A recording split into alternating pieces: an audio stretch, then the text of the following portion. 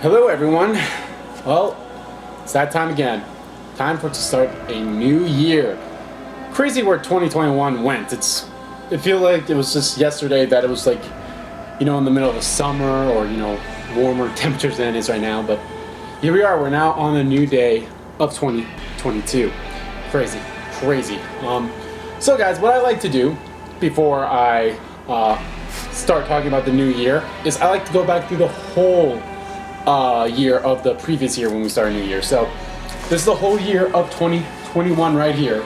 Kind of talk about some of the games that came out, some games I liked, obviously some Let's Plays that came out. Obviously, we had the big 100th Let's Play on the RPG Kingdom Kid channel in Final Fantasy X, which I really like that so much. And now, we're going full start in some more games. Obviously, we're still going on with Shin Megami Tensei 5. We're going on with Pokemon and everything, and so many things are happening that I'm super excited for. We have the whole year of 2022 to be excited about some Persona information. It's the 20th anniversary of Kingdom Hearts. It's the 35th anniversary of Final Fantasy. I believe it's the 20th anniversary, not the 20th, but it's like the 25th anniversary of Final Fantasy VII. It's a big anniversary year for a lot of good games and series as a whole, so that's fantastic. So like I said, first things we're going to do, we're going to talk about the previous year first, and then we'll talk about the first quarter of 2022. So starting off in January, not that many games came out that I was really interested in. We had the Five Nights at Freddy's Core Collection, which was basically all the Five Nights at Freddy's game all in one collection. Scott Pilgrim versus the World, the game, came out as like on current gen stuff, which was pretty awesome. So yeah, January is always pretty light, and I'll talk about that when we get in 2022. February kind of was a little more options of stuff. We had Destruction All-Stars came out in the Control Ultimate Edition. I believe both of those games were free for PlayStation Plus members in February. I got Control, and I do plan to play that at some point, but not yet. Neo Complete Editions, which had Neo 1 and 2, come out on everything, which is pretty cool.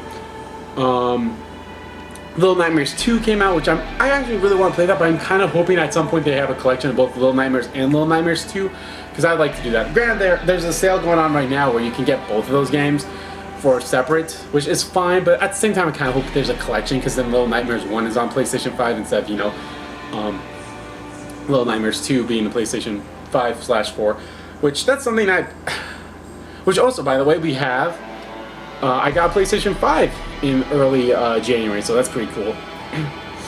But that's something I've never been too big on that. So all the digital games, for the majority of the times, like, oh, you get both PlayStation 4 and PlayStation 5 versions. Like, I only want the PlayStation 5 version of it. Granted, yeah, I don't have to download the PlayStation 4 version, but it's like, yeah, that's something I'm not a big fan of. Super Mario 3D World with Bowser's Fury came in there. That's a pretty fun game. I enjoy that. Persona 5 Strikers came out in February. Hard to imagine that game came out in February, by the way. It's hard to imagine. Now it's free for PlayStation Plus members starting on the 4th of January, which is crazy. So hey, if you have a PlayStation Plus account and you have PlayStation 4, play Strikers. It's a fun-ass game. Bravely Default 2 also came out in February. Another fantastic game, which is now also available on PC if you guys didn't get it on the Switch when it first came out. Oh, and another thing. Well, now I'm just going to move it. There's a cap. This beard, my facial hair and everything, the beard has been growing since January 1st of last year, and now look at it. Look at it in its splendor for the whole year. Granted, yes, I am recording this a couple days before the actual year, but I don't think it's really going to grow that much different in like 2 days or a day. March was a pretty tame month. We had Balan Wonderworld, which, if I'm being completely honest, I do kind of want to play that, but no, not until it's like $5 or something like that, and even then it's like, ugh. It Takes Two was also came out that day too, which I really want to play. I really want to play that game so much, but not having a co-op player is a little bit of a deterrent. There we go. It's a deterrent. That's the right word. Disco Elysium: The Final Cut came out. Kingdom Hearts, all the series came out on PC at the Epic Store. Binding of Isaac: Repentance came out on the PC that day as well. Again, pretty small month for someone like me. Now again, these are all games that I'm interested in. This isn't all of the major releases, of course, but these are only games I'm talking about that I'm super interested in. April was also a pretty, I'd say somewhat of a tame month in some aspects. We had Oddworld Soulstorm, which came out for free for PlayStation Plus members. I enjoyed it, but at the same time, it's like, ugh, not my kind of game that I would ever let's play again. Super Meat Boy Forever came out. Nier Replicant came out, which I freaking love. If you guys know me, I freaking love that game so much. New Pokemon Snap came out, as well as Returnal. I liked both of those games. Returnal is fun as hell. I really need to get back into it and try to beat it, but it's like, god damn, it's just a great game. That was really like the first true PlayStation 5 exclusive game. I mean, of course, we had Demon Souls that came out with the console, but Returnal being like a new thing, I think really helped it out too. May came out, we had Resident Evil Village, of course. That's probably the biggest game that came out that month. Mass Effect Legacy came out, which I might pick that up at some point. I've never played Mass Effect, so. Then we had the Famicom Detective Club, The Missing Heir, and The Girl Who Stands Behind. Two games I'm somewhat interested in playing. Miitopia came out, I've heard that was a good game. Of course, the big game for this month for me personally was Shin Megami Tensei 3 Nocturne HD Remake. I freaking loved playing that game all over again. I'm having a blast playing it right now, just getting like basically everything. Getting all the demons, getting my stats all the way to the max. Basically doing everything that I need to do before I do a new game on there, or like a new cycle, you know. Basically doing all that. And then World's End Club came out, and the less said about that game, the better. Then June came out, which is another big month. Final Fantasy VII Remake Integrate came out, the PlayStation 5 version of it, of course, on the 16th of December. That came out to the Epic Store, finally. Final Fantasy VII Remake was available on something else other than PlayStation 5, but of course people are complaining about that too, and kind of rightfully so from what I've been seeing, so. Ninja Gaiden Collection came out, which is awesome. Ratchet & Clank Rift Apart, again, that was another game that's truly like the new console stuff, so that's awesome. I freaking loved Ratchet & Clank, it was a fun ass game. Guilty Gear Strive also came out. Legend of Nuwa came out. Mario Golf Super Rush was out. Scarlet Nexus came out, which I had fun in that game. I had a blast playing Scarlet Nexus. If you guys know, I just watched my live streams of it. Disguise 6, Defiance of Destiny came out. Doki Doki Literature Club came out for everything else as like a big collection type, not collection, but like kind of like a, you know, it's like, hey, it's out for everything, and there's some ad stuff too. Then Tai 2 Bush Rescue came out for PlayStation 4 on the 30th as well, so good stuff. July, I'd say, was another little tame month for me. We had Monster Hunter Stories 2 came out, which I've heard nothing but good things. I kind of interesting. That came out on the 9th. On the 16th with The Legend of Zelda Skyward Sword HD, which I had a blast playing that game. And again, I did a Let's Play of it, so you guys can check it out. We had Pokemon Unite came out, which was okay, but it was really a big flash in the pan for me. It was like, okay, this is fun, but it's like, after a while, it got tired for me. The Great Ace Attorney Chronicles came out on the 27th, along with Neo The World Ends With You. Holy crap. I actually just recently got the Great Ace Attorney, and I'm going to play through it, even though I think I mentioned this before, I've watched Nico B's Let's Play the first game a few years ago, and he's basically almost done with the second one, and they're just fantastic games. Go play them. As of right now, there's a special going on the PlayStation Store where you can get both the Great Ace Attorney and the Phoenix Wright games for like only $45. So that's great. That's like 5 games for, you know, that's like 5 games for almost $10 each, basically. So that's awesome. And of course, The Other World Ends With You, fantastic, fantastic game.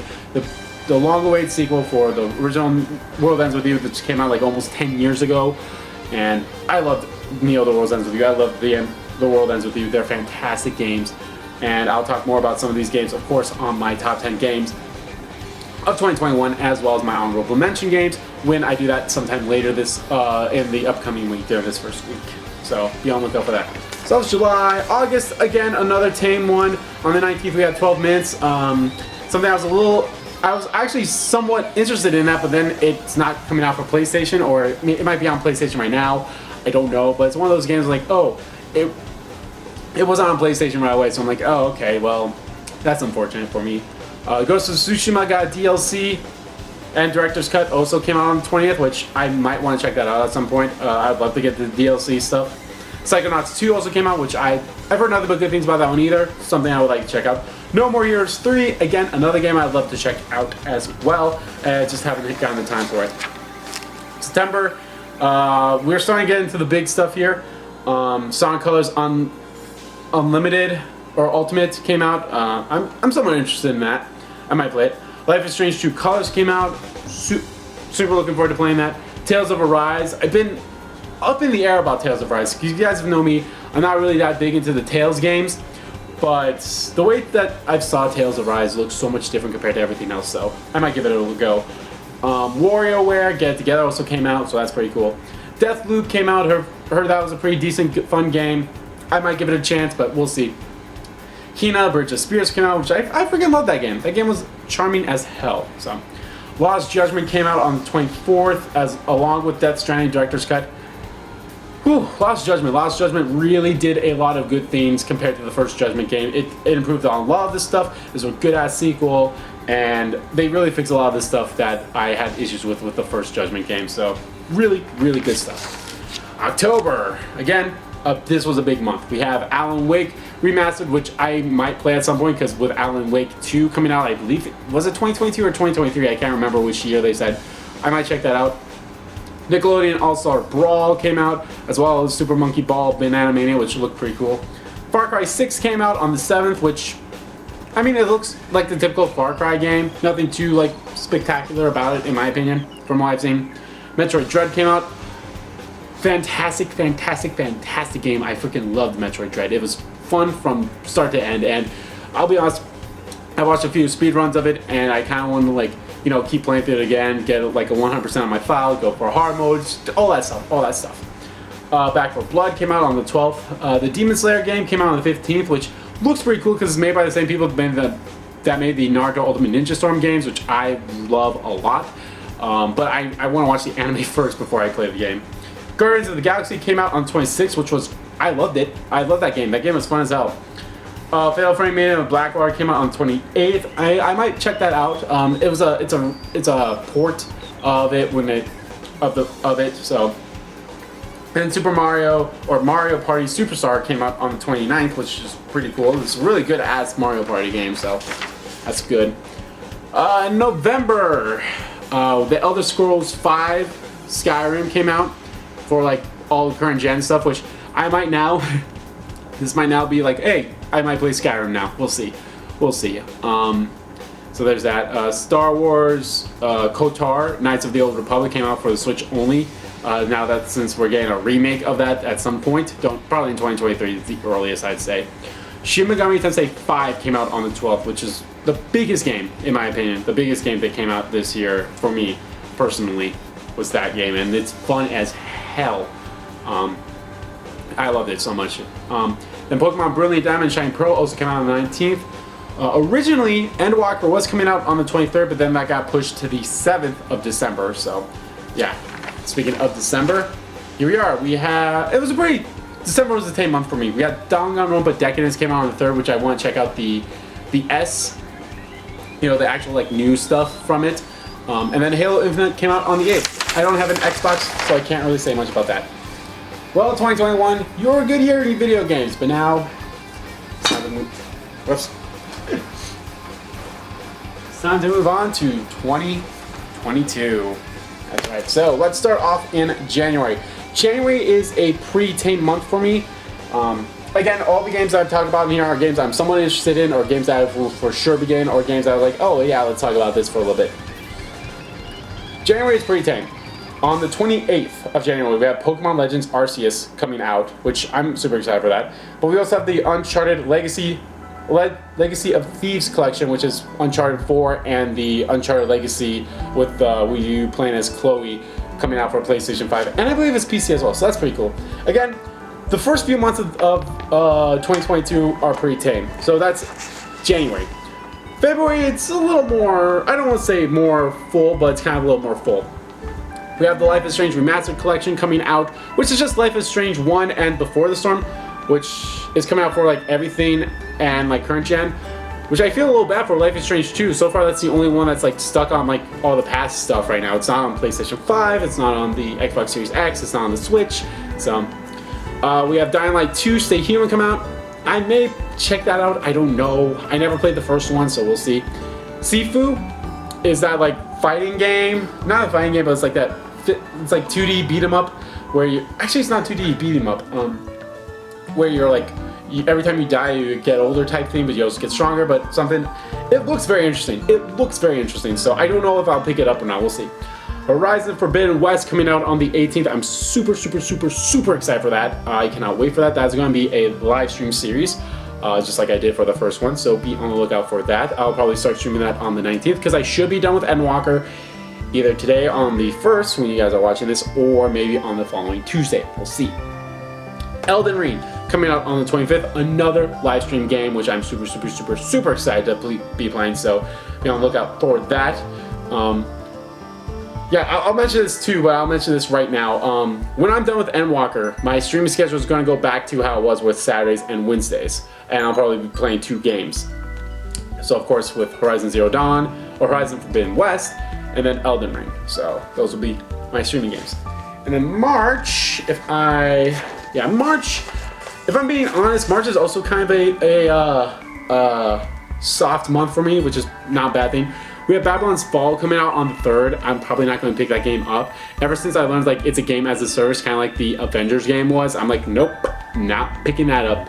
So, which it's sad because it looks so super cool. Then we have Triangle Strategy coming out on the 4th. I'm actually super excited about that. I played the demo for it and I had a blast and everything, so I'm super excited for that.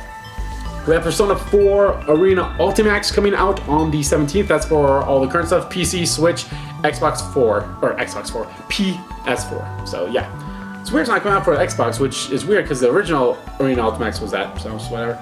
Strangers of Paradise Final Fantasy Origins coming out on the 18th. I'm actually very super excited for that. I loved playing the 2 demos and I don't know why, I just freaking loved it so much, so. And then Tiny Tina's Wonderland, which I am not going to pick that up, but I thought I'd mention it anyway because it's the Borderlands game.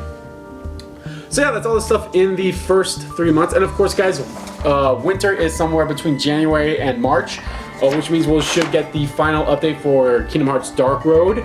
We'll probably get maybe something about the Kingdom Hearts 20th anniversary sometime there, because the 20th anniversary for Kingdom Hearts is technically in March. I believe it's March 28th is the day that the first Kingdom Hearts game came out in Japan. I might be wrong about that. I'm not 100% sure, but it's going to be there.